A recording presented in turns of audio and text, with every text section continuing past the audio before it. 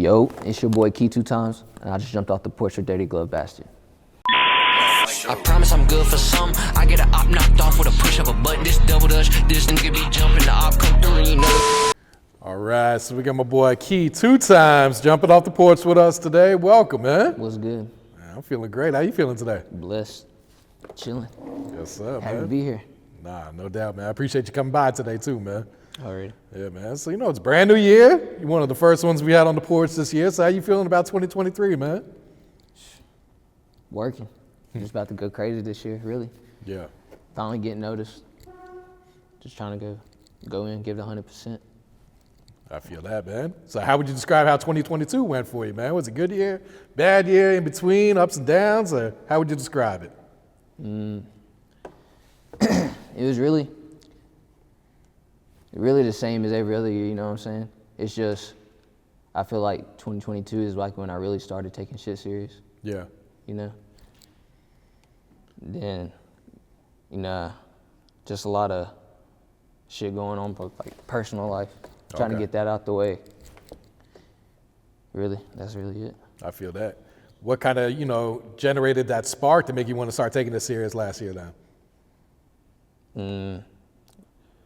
Around my granny passing. My granny passed, that really you know what I'm saying? Life's short. Oh, yeah. Somebody like her, you don't really see you know what I'm saying? Like you got that one person that you think is like invincible. You don't ever think they gonna go. And then when she went, I was like, all right, I'm about to lock in. Oh, yeah. Were you and her really close? Yeah, when it got close to her passing, that's when we really started getting, because she always lived in Winston. Okay. So she lived away from me. But as she got older, she moved in with my grandma, which is her daughter. Okay. And I'd go over there every day, talk to her, sit down with her, talk about anything she wanted to talk about, you know. Nah, it's dope that at least you guys were able to get close during the Yeah. the past year or so. That's dope, man. All right, man. So you from Mount Airy, North Carolina. Yeah. Man, I don't know nothing about it except for what I was able to Google, man. Nobody does. Yeah, so all I saw is like a small town. You guys are close to Virginia too, right? Like Yeah. right by the state line? Yeah. Yeah. So I need you to fill me in, fill the viewers in. Like, man, what's there to do in Mount Airy? There's really nothing to do, really. Except for make music, play sports, baseball. Baseball is a big sport down there, football, Really? and that's it. Okay. If you don't do any of those, desk jobs waiting on you. That's all you got. Really? Yeah. So what were you into as a kid? Were you into playing sports? Were you always into music? Or like what were some of your passions, some of your hobbies? No, I really didn't see myself doing music like this. Like when I was little, all I focused on was like football. I used to wrestle too. Oh, yeah? Wrestling was big because my big brother used to do it, and I always Okay. looked up to him. So I'd follow his footsteps. He played football too. But yeah, just normal kid shit. Yeah. Just playing sports, staying in school, doing all that shit. Okay. How many siblings you got? Kenyon, Shay, Kalia. I got about seven. Seven. Yeah. Wow. But like Kenyon, my older brother, and my sister, those are the ones like I grew up with the most. And my little sister Kalia, because we all share the same mom. Okay. You know. Then my dad, he got kids with other women. So that's when the other four come in. Okay. Yeah, and from the email you sent, you said your sister like basically taught you everything you needed to know about life. Yeah, because not in a good way. Not in a good way. But sometimes she was there. She's very supportive. My older sister, she's very supportive. Anything I do, she's going to always have my back 100%. Yeah. Yeah. But if it's wrong, she's going to be there, straighten me out. So. Bet, I got you, man. So when would you say you jumped off the porch? How old were you? I was about 14. Let's say 14. 14, well, I was still in school, I was doing my thing in school, but like weekends and stuff, that's when I would let loose, sneak mama's car out, hit the highway. You ever get caught? Oh, plenty of times, but just gotta see it through. Yeah, I feel that. So did you finish school? Did you go to college? Didn't finish school. I dropped out right before COVID. Oh, really? Right before COVID hit, Oh, wow. which was stupid, because nothing but online classes, that's the easiest thing to do. Yeah, you probably could have did that. Just Yeah. log in for an hour, But right? I couldn't tell the future. Yeah. But yeah, I dropped out. right before COVID hit. I really didn't want to drop out. It was really like so Mount Airy, small town, you know, the culture down there is way different than it is down here. So teachers, me being mixed, another race, in a predominantly white school, you know what I'm saying? So I was just like trying to get out of there, but principal was hating on me. Oh, really? Wouldn't transfer my transcripts. So I was like, man, fuck it, I'm out. Oh, wow. Yeah.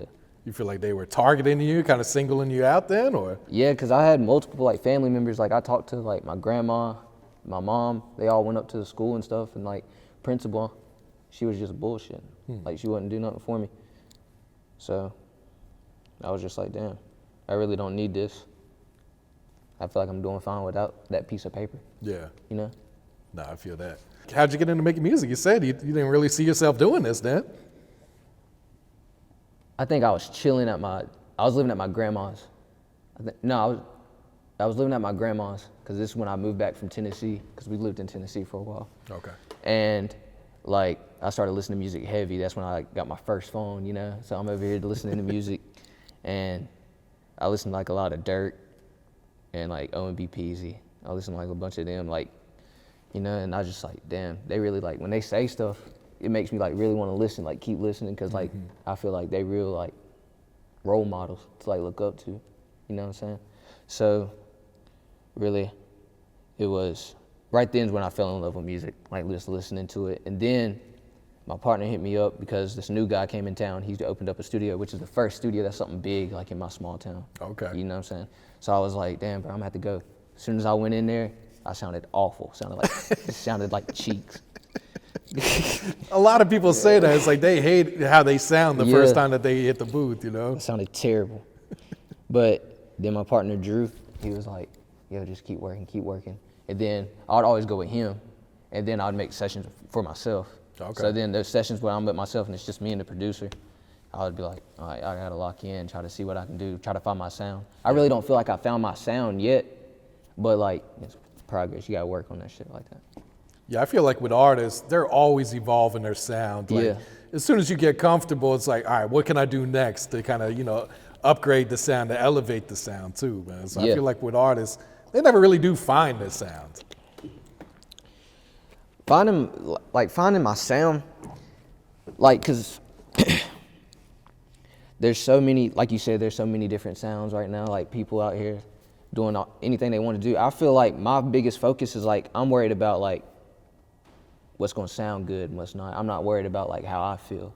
You know what I'm saying? Like I wanna go into the studio and just say like what I wanna say and like, you know what I'm saying? Like, I don't know how to explain it, but like, I feel like when I first started, I was like, damn, do I sound good? I wonder what people gonna think of me. But then I just push all that shit to the side and I just do this shit for me now. Oh, yeah. Yeah. Yeah, because, you know, you're always going to have critics. Yeah. You're not going to be able to please everyone with your music. Even the biggest stars today have so many people that hate them or hate their music and everything. So you just kind of got to either, like you said, make music for yourself or just focus on the ones that do fuck with your shit too, man. Yeah. Yeah. I feel like a lot of people starting to fuck with me now because of that. Yeah. Because you could tell, like, somebody see me out and they talk to me and be like, yo, I ain't fuck with that one shit you dropped. And then I was like, fuck it. I'm just gonna go in here and fuck what you guys say. I'm gonna go in here and do what I wanna do. Then when I started doing that, that's when people was like, oh, it's just kinda like that. Yeah. So I noticed you don't have an Instagram, you don't have any social Nah, media, right? I just got one. You just got one. Just got one. I had to make a whole new one. I really didn't fuck with Instagram for a while because a lot of drama stuff going on. So I was just like, I'm gonna stay out the way right there, because that's when that's like back in high school, like I was saying, I really didn't fuck with high school like that. So like I felt like nothing but social media is like drama. But I had like a Snapchat and stuff, you know. Okay, But yeah. I would only have like my day ones, my people that I can link up with and like chill with on Yeah. Snap. But other than that, it was just like, forget the rest. Yeah, I feel like an artist, you should have one just for the artist side, you know, just for the music and everything. That's why I made one, because like when I was texting you, I was like, oh, well, shit, I gotta lock in for real. I gotta lock in for real. Yeah, so go ahead and plug your IG so I even know where to find you at, man. Shit, it's _Key_2x. Okay. Yeah. Yeah. So why Key2x? Why'd you choose that name for your rap name? Because my name's Keelan, Okay. so Keylon. So Key And then 2 times, I was always number 2 in every sport I played. Gotcha. And plus, I'm the second boy that my mom had, so. Okay. Yeah. I feel that, man. So what's the music scene like in Mount Airy? Is there a lot of people trying to, rap? Is a lot of people trying to pursue this, or not too many? Well, like the past year, there's been a lot of people coming out and starting, but I feel like there's only like really like, there's been like people like in Winston, they always had like a music scene like Lil Motor, Sauce Pack, all them. And I feel like nobody was really showing love to like the small cities, or small towns. So that's why I was saying like I came here because I want to be the first one, and like, what I'm saying? Hopefully like people look up to me like how I looked up to people that's been here before me. Yeah. But here recently, a lot of people's been trying to get in the studio and working on their music and stuff like that. Okay. But before that, it was just a ghost town. Really? Yeah. Huh.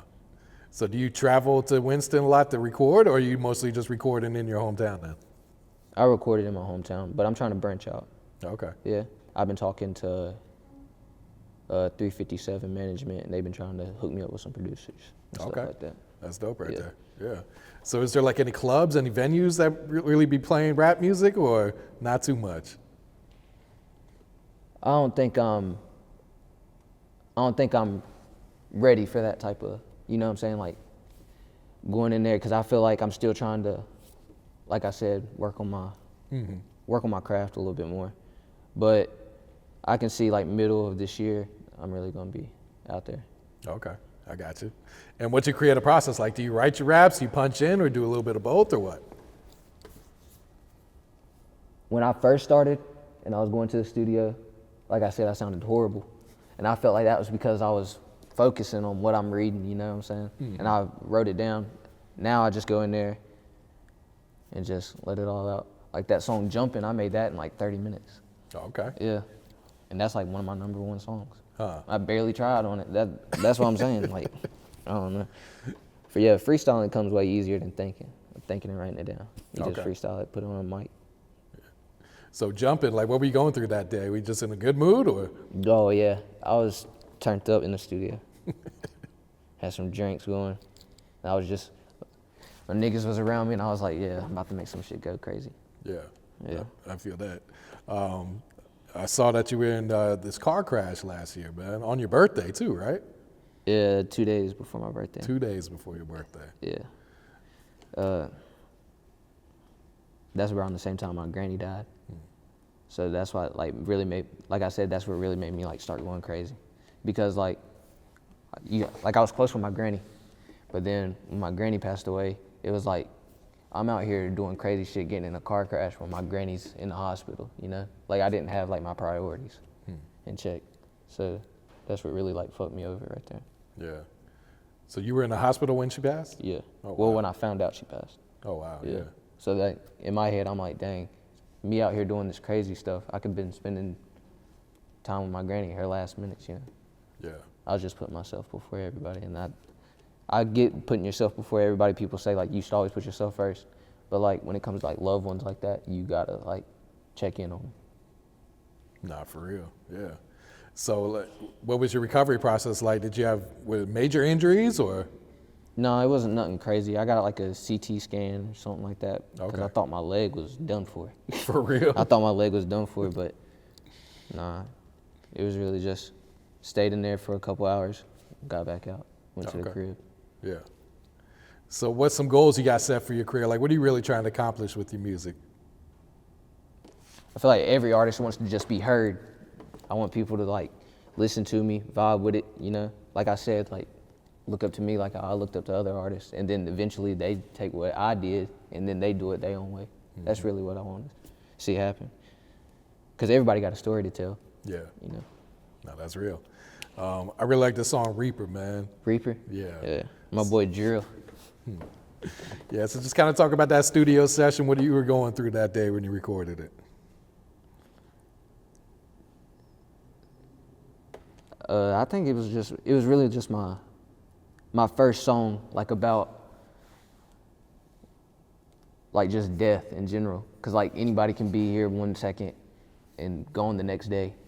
Like when my granny passed away and I had my cousin Jamie, he was always like out there going crazy. He'd say some shit. He'd always make everybody laugh, you know. And then right after, I seen him at my granny's funeral, and that was the last time I seen him. I seen him at, I feel like funerals bring my family closer when I feel like that shouldn't happen. You know, I feel like a family should already be close, not just because somebody died in the family that the family wants to be together. You know? So I seen him, and then a week later, I get the news that he died. Oh, wow. So like, I really just wanted to put them two in a song. And that's how I was feeling that day. I was just like, damn, we can be going at any second. No, that's real, man. Yeah, no, I fuck with that one too, man. Yeah, appreciate it. So what about this Slum Baby project you put out last year, man? What was talk about the creative process putting this one together? Because this was your first project, right? Yeah. Slum Baby, I just wanted to put everything together. Because before I dropped that, I was already, I was making singles here and there, but I wasn't putting it out. The first thing I put out, I wanted it to be an EP. Okay. So that they'd be like, oh, damn, he already put out an EP. And I wanted multiple songs on there with different types of flows. Like this one can get somebody lit, this one can get somebody, you know what I'm saying, really deep down thinking. So I wanted to put a bunch of shit together. And I made it happen. Yeah. How was the feedback when you put it out? People was rocking with it. I got, people were showing love in Winston, people were showing love in South Carolina about that shit, and I was just like, damn. And I dropped that before I even had the Instagram. Really? Yeah. So how'd you promo it then? Were you texting people you knew that you dropped it, or? Yeah, I said, Snapchat, all my homies, I sent it to them, and they just put it on their story. And everybody was adding me off their Snapchat and being like, yo, I fuck with this. And I was like, bet, appreciate it. I'm just gonna, if they liking it this much, I'm just gonna keep doing it. Oh, that's really what happened. Was that your baby picture on the cover, or? Yeah. Okay. Oh, that was dope right there. So you dropped a couple other songs recently. This Active, that was the most recent one, right? Active, yeah. Yeah. So what can you tell us about that song? That was, I think, that was the song right after, I dropped that song right after I dropped Reaper. Okay. So I was like, all right, I went from this, so I want to make something lit, to get some people lit, you know what I'm saying? So hopped on there with my boy Light, and we just went crazy. Did you drop a video for that one, or plan it? I'm planning on it. Okay. I'm planning on it, I think, next month, sometime next month. I got you. And what about 10 Toes? I saw you just put that one out recently too. 10 Toes, that was just lost in the files. I just needed I just needed something to put out, so I put that out. People fuck with that one too. Yeah. So what's the next single or video you plan to drop then? Well, I just dropped a video yesterday. Oh, you actually. did? Okay. Yeah. What's it called? Bar for Bar. Okay. I dropped that. That was a song out of the Slum Baby EP. Dropped that, and really just Active. Active will probably be my next video I do. Sometime next month. I've been linking up with Medley Films. Okay. Yeah, he's closer to town, so you just come out there and shoot it. All right, bet. Good people. So you working on a new project, like a new EP right now, or you kind of just focusing on singles and videos at this point? Just getting my videos caught up, getting my YouTube started, getting everything in check, Instagram, all that shit in check. Okay. So do you plan to drop more videos off Slum Baby, or are you kind of just on to the newer stuff at this point? On to the newer stuff. Yeah. That's it. Because I wanted to drop one video for the, I don't know, now you think about it, I might drop Jumping. Because Jumping is my most played song, you know? Yeah, I think you gotta get a video for that one. I gotta get one for that.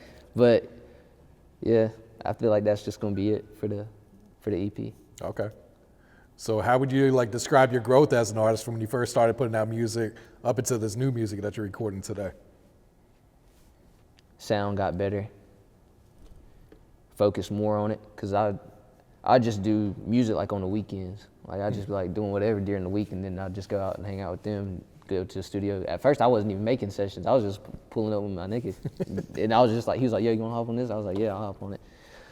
So really just taking time, going in there for me. That's it. Yeah. And who are some of the producers you've been working with lately?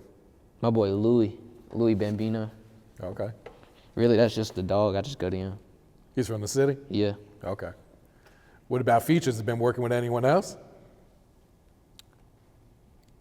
Nah, I just been chilling with the homies, putting them on. They put me on, I put them on. They helped me get a following, so I'm gonna help get them up too. Yeah, ain't nothing wrong with that, man. You know, kind of just talk about some of the challenges that come with being a new artist in the game right now. I feel like nobody takes me serious. Me being new, they go on my page, see my followers. Like some people got like this many followers, then they see me, they're like, oh, well, he might not be serious. Then they go check me out, and then they want to sit there and say, oh, well, he's nice, he got something going for him, you know? But niggas need to start taking me serious. That's all I'm gonna say. I got you, man. What's some advice you would share to some new artists trying to get their foot in the door right now then? Don't focus on the hate. Don't focus on all that. Just be you.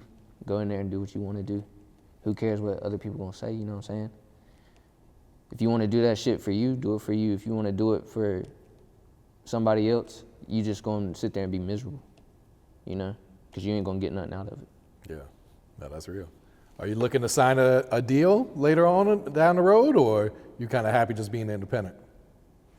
I feel like independent, I'm nice with it. I feel like independent is the way I want to go for right now. Yeah, I feel that. All right, so 2023, what's the plans you got for the rest of this year, man, now that we're starting off strong?